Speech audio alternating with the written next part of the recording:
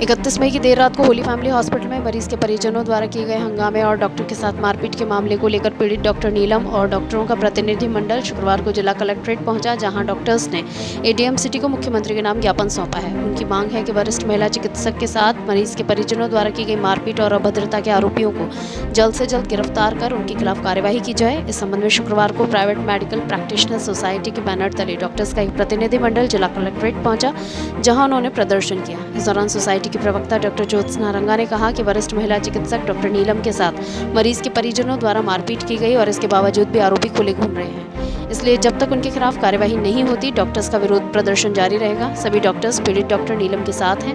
वहीं डॉक्टर अनिल भवानी ने बताया कि मरीज के इलाज के दौरान उन्होंने मरीज के परिजनों को पूरी स्थिति से अवगत करा दिया था और साथ ही ये भी चेतावनी दी थी कि अबॉर्शन के बाद कई बार मरीजों में ब्लीडिंग हो जाती है। यदि ऐसी कोई परिस्थिति सामने आती है तो वे दूसरे दिन आकर दोबारा चेकअप करवा सकते हैं, लेकिन इसके बावजूद भी मरीज और उसके परिजनों ने मुआवजे की मांग करते हुए अस्पताल में न सिर्फ हंगामा किया बल्कि डॉक्टर नीलम के साथ में मारपीट भी की। पीड़ित द्वारा अलवरगेट थाने में इस संबंध में शिकायत भी दर्ज करवाई गई, लेकिन पुलिस ने उनकी शिकायत को गंभीरता से नहीं लिया। सभी चिकित्सकों की मांग है कि आरोपियों के खिलाफ तुरंत कार्यवाही करते हुए हॉस्पिटल प्रोटेक्शन एक्ट के तहत उन्हें गिरफ्तार कर उनके खिलाफ सख्त से सख्त कार्यवाही करते हुए उन्हें सजा दी जाए।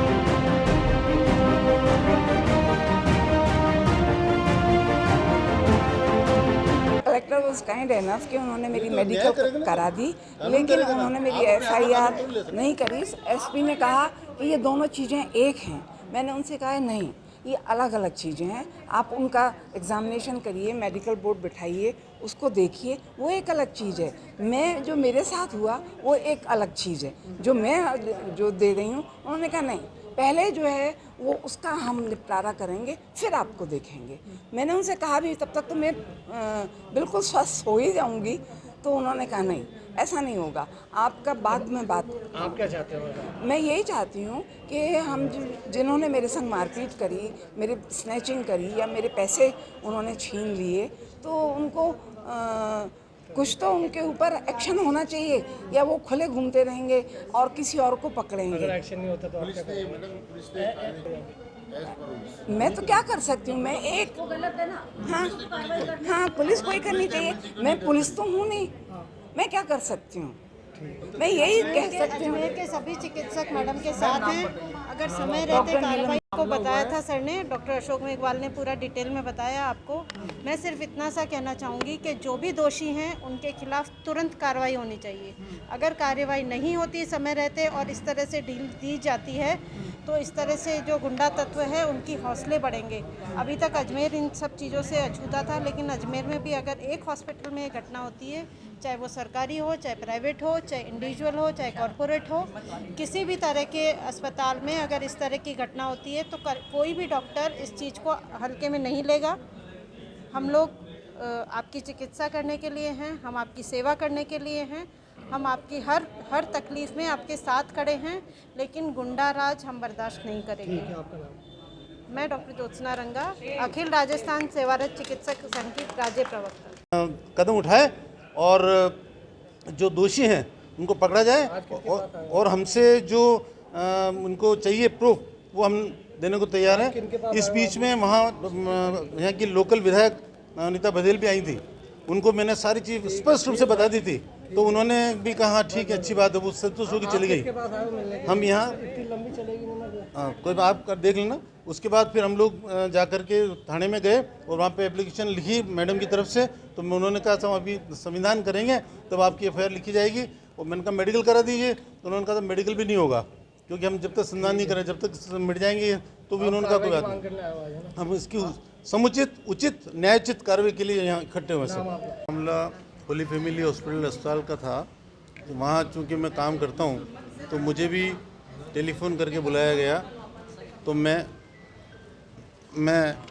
वहाँ टेलीफोन के समाचार आए तो मैं वहाँ गया और मैंने पुलिस पे भी इन्फॉर्म किया कि आप लोग वहाँ चलें, वहाँ हुड़दंग हो रहा है और 200 करीबन आदमी वहाँ आपस में हॉस्पिटल के अंदर माराकुटी हो सकती है और तोड़ फोड़ की कार्रवाई हो सकती है, इसलिए तुरंत पहुँचे हैं। मैं गया, जब वहाँ हाथापाई धक्का मुक्की हो रही थी और ये कि हमारे मरीज़ को आपने ख़राब कर दिया, जबकि वस्तुस्थिति ये है कि जिस मरीज़ की डीएनसी करी गई थी उसको मैंने भी सुबह देखा था अस्पताल के काम करने के हैसियत से, तो उसमें दो भाई बच्चेदानी के दो मुंह होते हैं उसमें, जबकि एक ही मुंह होता है नॉर्मली, उसमें दो मुंह थे। तो एक मुंह में गेस्टेशन बच्चा था 9 वीक का और दूसरी एम्प्टी थी। तो मैडम ने उनको बता भी दिया कि भाई इसमें सोनोग्राफी में बच्चे की मृत्यु हो चुकी है, इसलिए इसको निकालना आवश्यक है, वरना इसका जहर फैल जाएगा, तो आपकी जिम्मेदारी, आप देख लीजिए, जैसा आप चाहें वैसा करें। तो मरीज़ के अटर्नी ने अपनी सहमति दे करके डॉक्टर नीलम बम्बानी को बताया कि साहब आप इसकी डीएनसी कर दी। उन्होंने डीएनसी कर दी और डीएनसी करने के बाद हम हमेशा हर डॉक्टर, हर गायनेकोलॉजिस्ट ये बताता है कि इसके बाद भी ब्लीडिंग आ सकती है, क्लॉट आ सकते हैं, इसलिए आप कल वापस दिखाने आना, कोई भी तकलीफ हो हमें खबर करना। ऐसी स्थिति में मरीज़ की ब्लीडिंग हो सकती है, क्लॉट आ सकते हैं, कोई दिक्कत नहीं है। तो वो शाम को वहाँ 6:30 के आसपास उनको छुट्टी दे दी थी, उससे कोई ब्लीडिंग नहीं थी और मरीज़ बिल्कुल स्वस्थ था।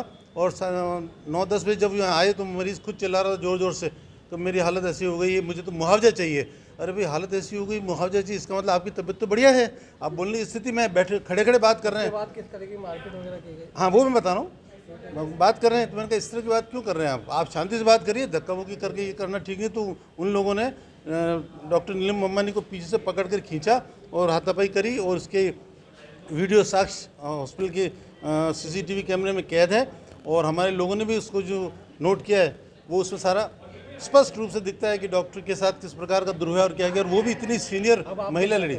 हम चाहते हैं कि कानून के तहत जो सुप्रीम कोर्ट ने जो हॉस्पिटल प्रोटेक्शन एक्ट बनाया है उसके तहत किसी भी डॉक्टर को आप टच नहीं कर सकते, पर इन्होंने टच करना तो दूर, हाथापाई कर ली, मारपीट के, अगर वो तो गिर गई डॉक्टर नहीं और मान